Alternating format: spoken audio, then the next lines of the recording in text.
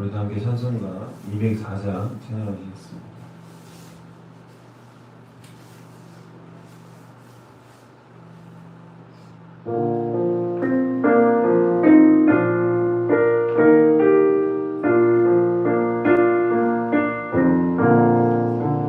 주의 말씀 듣고서 준행하는 자는 반석 위에 덧없고 집을 지은 같아.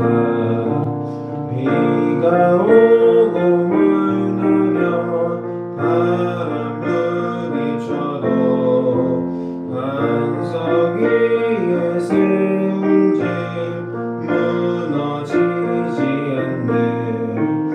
잘 짓고 잘 짓세 우리 집 잘 짓세. 만세 반석 위에다 우리 집 잘 짓세. 주의 말씀 듣고도 행치 않는 자는 모래 위에 덧없고 집을 지은 같아. 비가 오고 물 나며 바람 부딪힐 때 모래 위에 세운 집 크게 무너지네. 잘 짓고 잘 짓세 우리 집 잘 짓세. 만세 반석 위에다 우리 집 잘 짓세.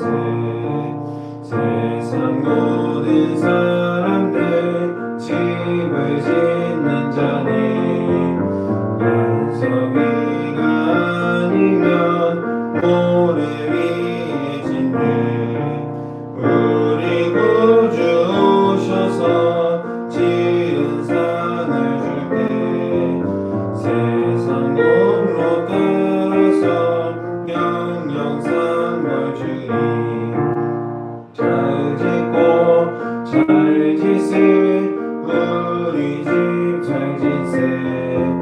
만세 반석 위에다 우리 집 잘 짓세. 아멘. 사도신경으로 우리의 신앙을 고백합니다. 나는 전능하신 아버지 하나님 천지의 창조주를 믿습니다. 나는 그의 유일하신 아들 우리 주 예수 그리스도를 믿습니다. 그는 성령으로 잉태되어 동정녀 마리아에게서 나시고 본디오 빌라도에게 고난을 받아 십자가에 못 박혀 죽으시고 장사된 지 4일 만에 죽은 자 가운데서 다시 살아나셨으며 하늘에 오르시어 전능하신 아버지 하나님 우편에 앉아 계시다가 거기로부터 살아있는 자와 죽은 자를 심판하러 오십니다. 나는 성령을 믿으며 거룩한 공교회와 성도의 교제와 죄를 용서받는 것과 몸의 부활과 영생을 믿습니다. 아멘. 오늘 하나님께서 우리에게 준 말씀은 마가복음 5장 21절로 43절까지 말씀입니다.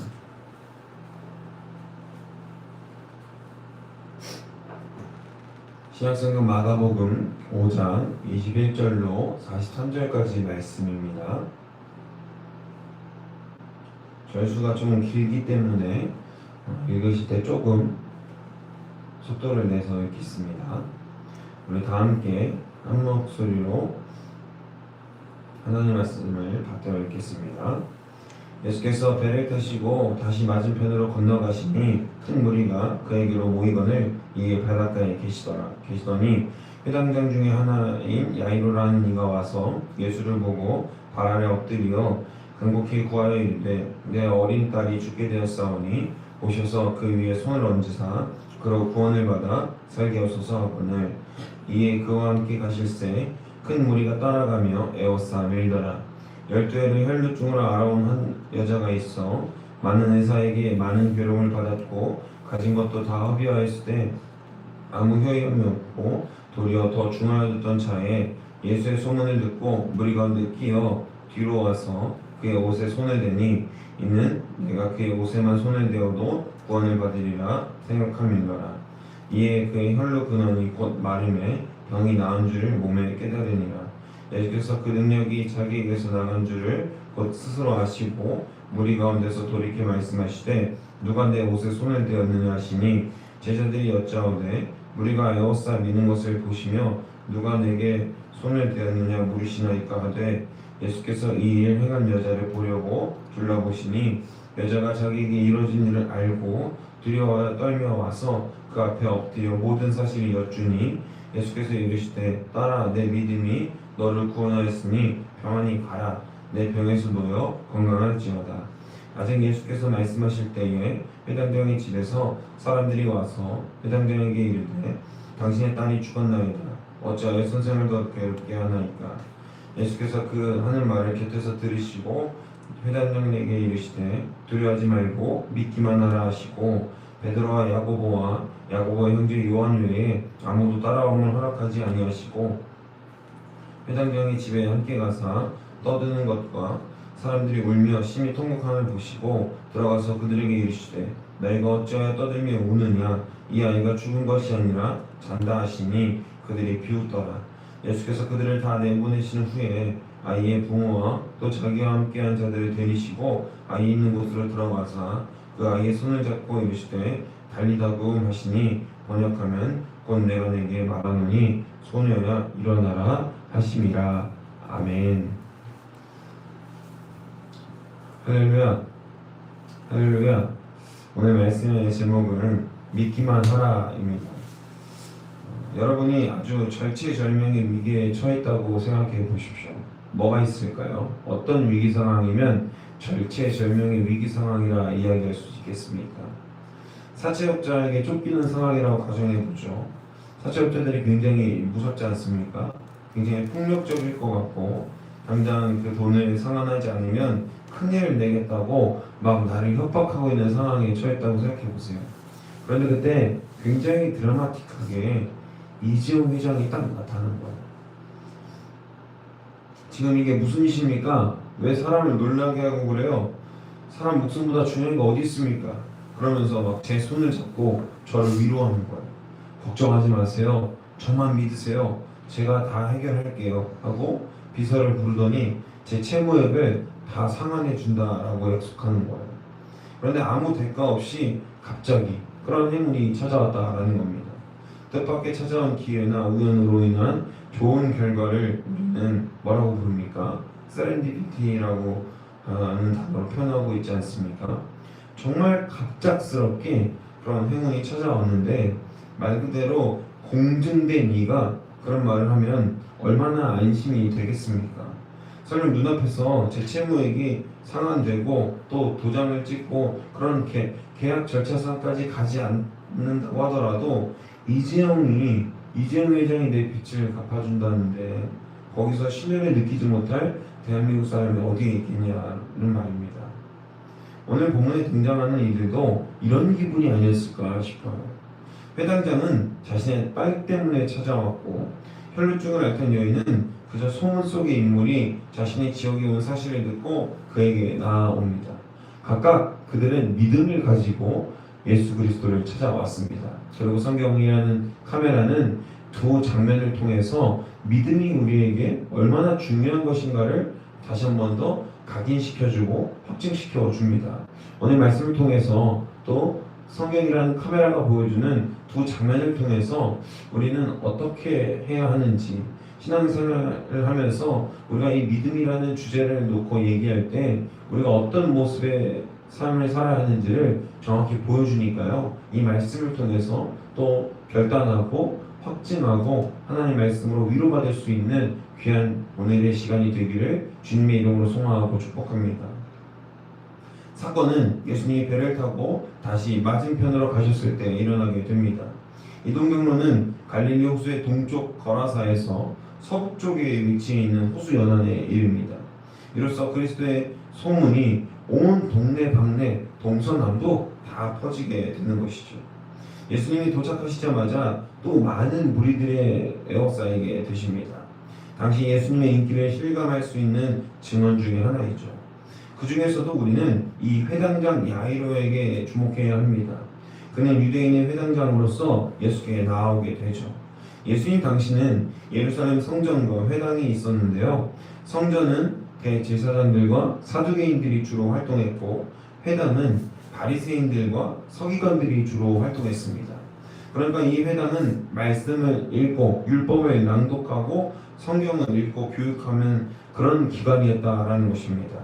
당시 예수님은 이 회당에서 반겨졌을까요? 반감을 사셨을까요? 당연히 반감을 사셨고 반대당했습니다. 맨날 바리새인들을 혼내고 율법을 초월하는 행동만 하셨는데 기득권인 그들 입장에서 예수님은 어땠을까요? 완전히 거의 매국노 이상의 감정을 바리새인들이 당시에 예수님을 향해서 느꼈다라는 겁니다. 그 와중에 회당장이라는 사람이 예수님을 찾아온 것입니다. 그는 왜 예수님을 찾아왔을까요? 자신의 지위, 권세, 그리고 어쩌면 자존심까지 내려놓고 예수님을 왜 찾아왔냐 말이죠. 23절입니다. 간곡히 구하여 이르되 내 어린 딸이 죽게 되었사오니 오셔서 그 위에 손을 얹으사 그로 구원을 받아 살게 하소서 하거늘. 아멘. 그는 이제 딸이 죽게 되어서 마지막 희망을 가지고 믿음을 가지고 예수께 나아온 것이었습니다. 저 어제 새벽에도 우리가 나눴지만 하나님은 신음하고 아파하는 자를 그냥 지나치신다 아니면 도우신다라는 거예요. 도우시는 하나님이시라는 것입니다. 도우시고 그냥 지나치지 못하시는 분입니다. 그래서 주님은 그와 함께 그의 딸을 고쳐주시러 길을 떠납니다. 그리고 화면은 전환됩니다. 두 번째 씬은 바로 12년 동안 혈루증을 앓고 있던 여자를 비추게 됩니다. 그녀는 혈루증을 앓고 있는 사람이었는데요. 말 그대로 피가 계속해서 몸에서 새어나오는 병입니다. 현대적으로 그녀의 병은 몇 가지로 유추할 수 있는데 자궁선근증 아니면 혹은 자궁근종 또는 자궁출혈이나 응고 장애 같은 질병을 앓고 있었을 것으로 추정이 됩니다. 말 그대로 피가 새어나오는 병인데 호르몬 불균형으로 인해서 자궁출혈 혹은 자궁벽이 두꺼워지거나 혹이 생겨서 출혈이 생기는 것으로 우리가 생각해 볼 수가 있죠. 어쨌든 당시 의학으로는 이 병을 고칠 수가 없었습니다. 정교한 수술을 할 수가 없었기 때문에 그렇죠. 26절에 기록되어 있듯이 그녀는 여러 해 동안 괴로움을 겪었고 가진 돈도 다 사용했다는 것을 알 수 있습니다. 그래서 그녀는 자신에게 찾아온 이 행운 아니면 마지막 희망이라고도 할 수 있는 이 기회를 놓칠 수가 없었습니다. 회당장의 딸에게로 향하는 예수님의 무리에 뒤로 끼어들어 그녀는 예수님의 옷에 손을 댑니다. 그녀는 예수님의 옷깃만 닿아도 구원을 얻으리라는 확신과 믿음이 있었기 때문에 그렇습니다. 어쩌면 그것밖에 남아있지 않아서 그랬을 수도 있겠습니다. 결국 그녀는 자신의 온전한 믿음에 대한 응답을 받게 됩니다. 30절입니다. 예수께서 그 능력이 자기에게서 나간 줄을 곧 스스로 아시고 무리 가운데서 돌이켜 말씀하시되 누가 내 옷에 손을 대었느냐 하시니 아멘. 예수님 단번에 이 일이 누가 벌인 일인지 아셨습니다. 그러나 자신에게 일어난 일을 알고 두려워서 떨고 있는 그녀에게 이제 평안히 가라, 병에서 놓여 건강할 것이다 라고 그녀가 받은 구원을 확증해 주십니다. 말 그대로 그녀에게 이제 구원이 찾아왔습니다. 우리 손톱 위에 나는 잔가시를 한번 생각해 보십시오. 정말 작은 건데도 그것이 나면 손톱깎이로 깎아주지 않으면 너무나도 따갑고 하루 종일 신경 쓰이고 불편하지 않습니까? 그 작은 것도 아픈데요. 12년의 세월을 고통받으며 피가 새어나가는 그 고통과 억압에 눌려있던 그녀는 이제 내적으로도 외적으로도 구원을 받게 된 것입니다. 유대인에게 피는 부정한 것이었습니다. 그런데 피가 새어나오는 병을 가진 그녀는 얼마나 당시 사회적으로도 억압을 받고 고통을 받았겠습니까? 부정한 취급을 받았을 것이고요. 멸시를 받았고 조롱을 받았을 것입니다. 그녀는 자신의 몸만 망가진 것이 아니라 사회적인 사망 선고도 함께 받은 상태였다라는 것이었습니다. 그런데 그녀는 이제 예수 그리스도의 옷깃을 만짐으로 말미암아 사람들 무리 틈에 끼어들어서 예수 그리스도의 옷깃, 그녀가 만진 것은 정확하게는 예수 그리스도의 옷깃이 아니라 예수 그리스도를 향한 믿음을 만진 것이었죠. 그 믿음이 그녀에게 그 발걸음으로 이어지고 예수 그리스도의 응답으로 이어졌을 때 그녀는 비로소 구원을 받게 됩니다. 나음을 받았거든요. 그런데 이때 카메라가 다시 원 사건을 비추기 시작합니다. 아주 평화롭던 드라마에 다시 위기가 찾아오게 되는 겁니다. 35절입니다. 아직 예수께서 말씀하실 때에 회당장의 집에서 사람들이 와서 회당장에게 이르되 당신의 딸이 죽었나이다. 어찌하여 선생을 더 괴롭게 하나이까. 아멘. 모든 것이 순조로워 보였습니다. 예수님이 자신의 딸을 고치러 가주시는 길이었고 또 동시에 가면서 그리스도의 구원을 또 한 번 눈으로 보았습니다. 회당장 야이로는 애가 탔지만 그럼에도 불구하고 애가 타지 않았을 수도 있습니다. 그런데 그 와중에 회당장 집에 사람들이 찾아와서 비보를 전합니다. 딸이 죽었다. 얼마나 망연자실했겠습니까? 얼마나 허망하고 허탄했을까요? 그는 혈류증을 앓던 여인을 원망하고 그녀에게 분노를 가졌을 수도 있습니다. 어쩌면 빨리 안 가시고 길을 지체하며 그녀를 고쳐주신 예수님께 원망을 했을 수도 있겠습니다. 그러나 그때 예수님은 회당장에게 뭐라고 말씀하십니까? 36절 하반절입니다. 회당장에게 이르시되 두려워하지 말고 믿기만 하라.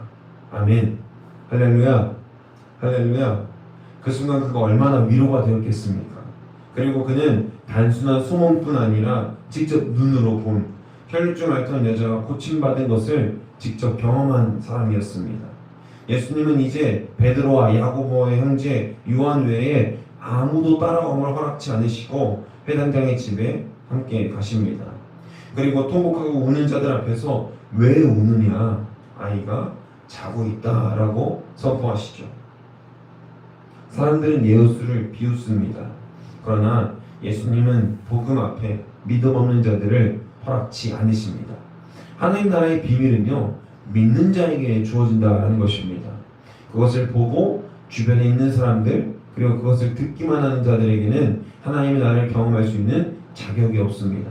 하나님의 나라는 감추어져 있는 것입니다. 그리고 그 비웃었던 자들을 내보내시고 야이로 부부와 또 그와 함께 있는 자들만 데리고 들어가셔서 아이에게 다시 한번 선포하십니다. 달리다군 일어나라 라는 뜻이죠. 말씀을 들은 소녀는 그 즉시 일어나 걷습니다. 같이 있던 자들이 놀라 자빠지기 시작하는 거죠. 사랑하는 여러분, 하나님 나라의 비밀은 소수에게 감추어져 있습니다. 더 정확히는요, 누구나 듣고 누구나 구원받을 수 있지만 그것을 듣고 믿는 자에게 주어지는 은혜라고 볼 수 있습니다. 어떤 이에게는 허락되지만 또 어떤 이들에게는 허락되지 않습니다. 어떤 차이가 있습니까? 모든 희망과 믿음을 예수께 드렸던 여인은 12년 동안 지옥에 살다가 천국을 경험하게 됩니다. 자신의 지위와 권세 그리고 자존심까지 내려놓고 예수께 나아온 회당장의 죽은 딸은 구원받은 은혜를 경험하게 됩니다. 그리고 같이 있던 자들과 제자들 중에서도 소수는 하나님 나라가 무엇인지 경험하게 됩니다. 믿기만 한 자들이 어떤 은혜를 입는지를 눈으로 보고 경험하게 되는 것이죠. 우리가 주님 앞에서 해야 할 것은 사실 많지 않습니다. 전심으로 예배하는 일 중요합니다. 선을 행하는 일 중요한 일이죠. 그러나 모든 일의 본질은 결국 믿음에서 말미암는 것입니다. 그 어떤 행위나 뜻도 결코 믿음을 능가하고 선행될 수는 없는 것입니다. 주 예수 그리스도를 믿는 믿음으로 말미암아 우리의 다음 행위가 따라오게 되는 것이죠. 아주 지극히 상식적이고 당연한 이야기죠. 믿었던 자들 그리고 믿음을 가지고 예수 그리스도 앞에 나왔던 자들은 모두 하나님의 나라를 경험했습니다. 사랑하는 여러분, 하나님의 나라를 경험하고 싶지 않습니까? 하나님께서 말씀하시는 두려워하지 말라라는 그 음성을 듣고 싶지 않으십니까? 그럼 지금 당장 우리가 해야 될 태도는 도덕적으로 윤리적인 어떤 소양을 갖고 갈고 닦아서 내가 천국에 가겠다. 하나님 믿는 사람 앞에서 하나님 믿는 자로서 그 자격을 얻겠다라는 우리의 허황된 다짐보다는요, 어떻게 잘 믿을 수 있을지, 어떻게 하나님을 잘 의지하고 어떤 상황 가운데서도 하나님을 잘 따를 수 있을지를 고민하고 생각해 봐야 된다는 것입니다. 얼마나 망연자실했겠습니까? 회당장은 동시에 그 길 가는 그 가운데에서 얼마나 애가 탔겠어요. 지금 당장 가야 되는데, 딸이 죽어가고 있는데, 예수님이 오셔서 손을 얹어 주셔야 우리 딸이 나을 텐데, 정작 그 가는 길 가운데 딸이 죽었다라는 소식을 들었을 때 얼마나 허망하고 허탄했겠습니까? 그런데도 그는 마지막까지 그 믿음을 지키고 예수님께 온전히 모든 것을 맡겨드렸습니다. 설사 죽은 자를 살리실 것이라는 생각은 아무도 못했을 겁니다. 그런데도 그는 믿음으로 겸허하게 겸손하게 예수님을 따르죠. 믿음은 이런 것입니다. 내가 믿지 못할 사람, 내가 감히 상상할 수 없는 초월되는 영역까지도 주님께 맡길 때 우리는 하나님 나라를 비로소 경험할 수 있게 된다는 것입니다. 할렐루야, 할렐루야. 믿을 수 없는 상황 가운데서 믿을 수 있는 것이 진정한 믿음이라는 것이죠.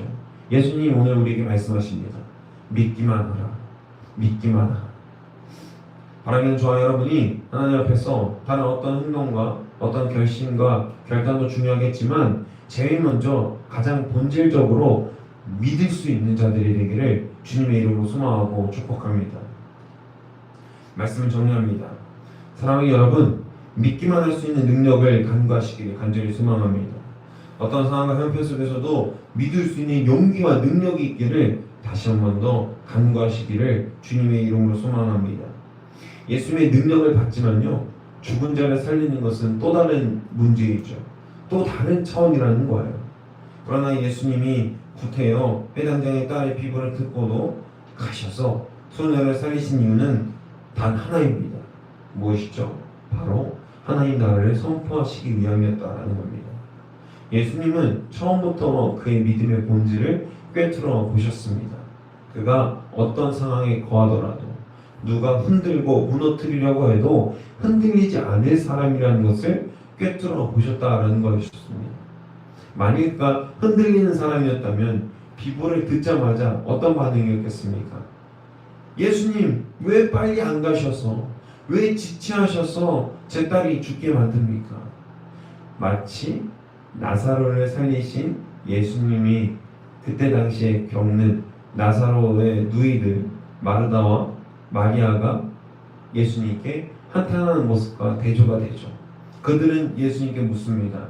왜 지체하셔서 우리 오빠, 내 동생 나사로가 죽게 만드십니까? 왜 그냥 내버려 두셨습니까? 라고 말하는 기록과 오늘의 기록을 한번 대조해 보십시오. 회당장 야이로는 믿음이 있는 사람이었습니다. 그리고 믿기만 한 사람이었습니다. 여러분, 이것이 능력인 줄 믿습니다. 예수 그리스도를 믿기만 하는 것이 가장 큰 능력입니다.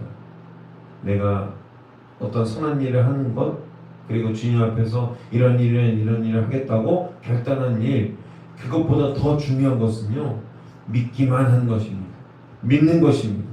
예수 그리스도의 사역과 예수 그리스도가 우리의 그리스도 되심을 믿는 것, 나의 모든 죄를 사하시고 나를 하늘나라에 가는 권세를 허락하신 분이라는 사실을 그 믿는 믿음이 오늘 우리 안에 있어서 우리가 예수 그리스도로 말미암아 믿음으로 결단할 수 있는 오늘 하루가 되시기를 주님의 이름으로 소망하고 축복합니다.